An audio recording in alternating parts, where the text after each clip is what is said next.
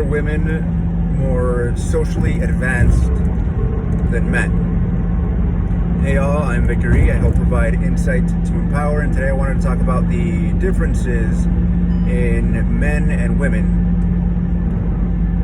So for what I've noticed is that for women, coming from the gatherer, forager, evolutionary makeup,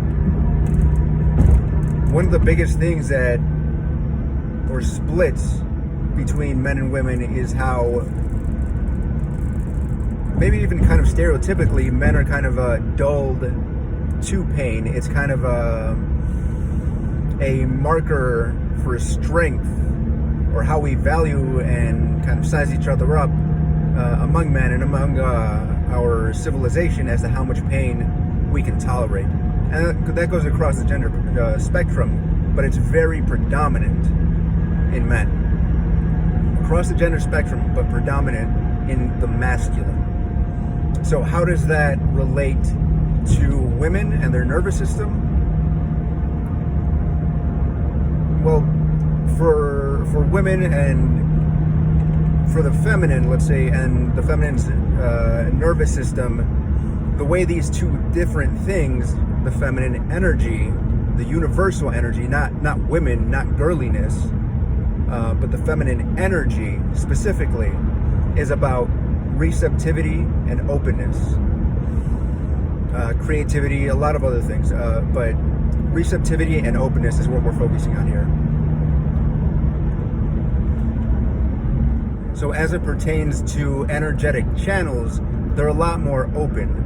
And why I bring up the nervous system specifically is because there are so many meridians, so many channels running through our bodies. And if, let's say for me as a man, and I can speak from my own experience and the experience of the guys that I served with, and like growing up as a Latino male, and like the machismo in Mexico, and all these different dimensions to this topic.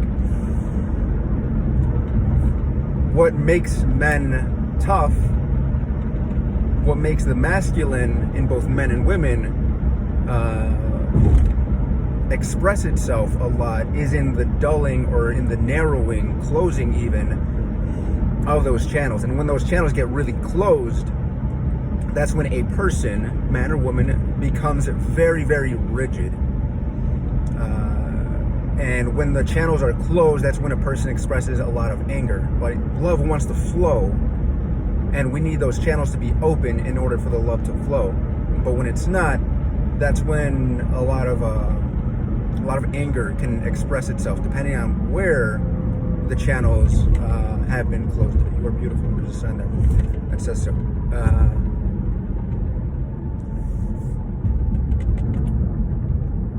So in predominantly feminine people, the channels are a lot more open, and say the seventh chakra is a lot more receptive. The heart is a lot more open. Energy can flow in and out. And you see, for like the stereotypical male, there's like tightness in the chest, physical tension, energetic density. So women are a lot more, because of their open channels, a lot more open to receiving universal information, energy, right? This is something that my aunt would say, and she's like very advanced in spiritual, metaphysical, energetic work. She's a very advanced healer, and something that she would say is that because the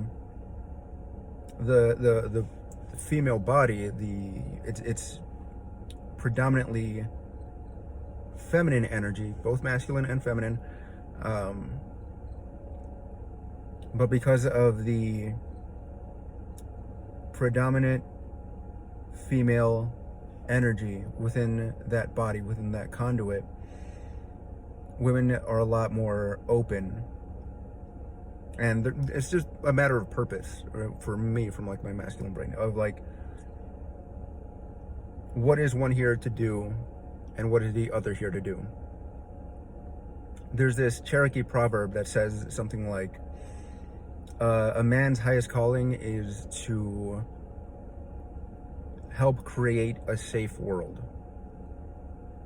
To help the female, the feminine, the woman feel safe so that she can roam the earth freely. The feminine's purpose is to help man, the masculine, reach his soul. A woman's lowest purpose is to seduce him and have him wandering aimlessly. So what that tells me, that's what I meant here. So I believe what that tells us has a lot to do with the yin yang, and that's what I mean here by masculine, feminine. I never mean gender. I never mean girly or macho or manly or any of these things.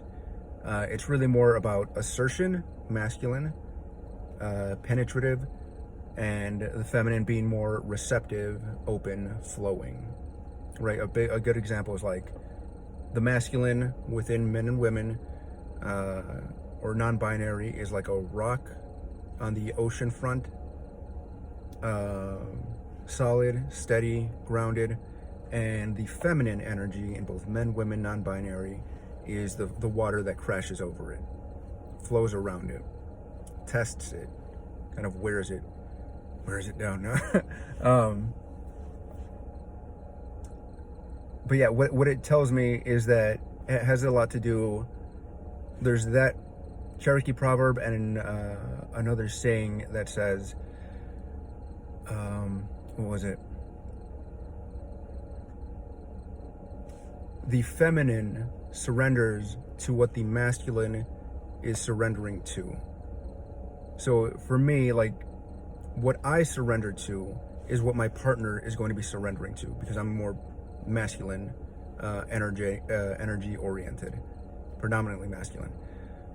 So what I surrender to, which should be source, source, God, the all, whatever you want to call it, my intuition and my heart, my soul, surrendering to that within myself, is what allows my partner to surrender to me.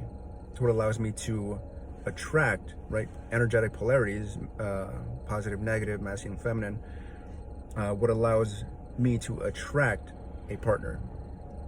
When I'm connected to my soul, then I'm attracting, a soul mate.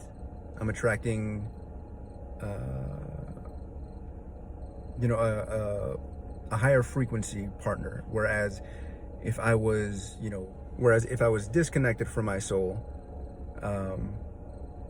I would be wandering aimlessly. That's where I would, that's where a lot of like the wounded masculine, even like the wounded feminine, would be trying to plug different holes, trying to just seek out different mates, different partners, trying to fill that soul-sized hole with different things, partners, booze, drugs, the whole nine. Something that I've gone through and been through in my early 20s. And having gone through that gave me a deeper respect, I mean, for women too, but like for myself, my body, my energy, and it's what's led me to here. But again, in going through that path and like respecting women more, especially having 3 older sisters, it's very clear to me how having open channels, having a healthy relationship to our energies, masculine and feminine, improves overall quality of life and really sets us up for being able to see the opportunities that come our way, which is what people usually refer to as luck. And as luck would have it, you were born as who you were born as, and that's what the world needs, is that person filled with joy, filled with purpose. Not finding a purpose or your purpose, but finding out what that feels like and allowing that to orient you through life. Yeah. Yeah. So in short, I hope you're having a good time. I hope this video was helpful. If there are any comments, please drop them below. Anything I missed, anything you want to hear me elaborate a little bit more on. And yeah, like, share, subscribe. Love you.